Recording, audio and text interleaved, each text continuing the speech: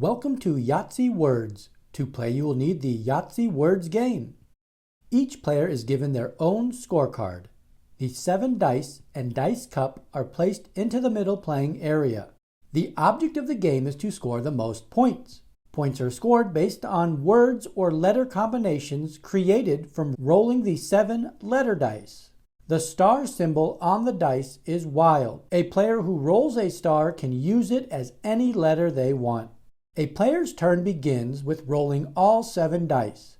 The player will then decide which dice to keep and which dice to re-roll. A player's turn consists of up to 3 rolls. Here, Wade decides to keep a S, A, N, and E and will re-roll the other dice. After the second roll, Wade will keep the C and re-roll the other 2 dice for his final roll.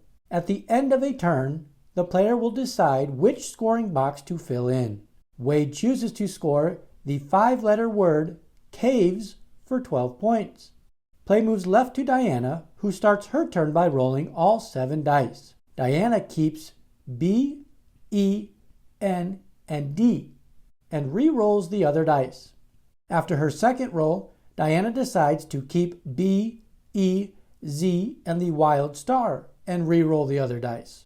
After Diana's final roll, she decides to score for the 2-word box with zebra and yo for a total of 22 points. Play moves left to Peter, who will start his turn. The top of the scorecard has scoring boxes for a 2-letter word up to a 6-letter word. The value of the letters used in the word are scored for.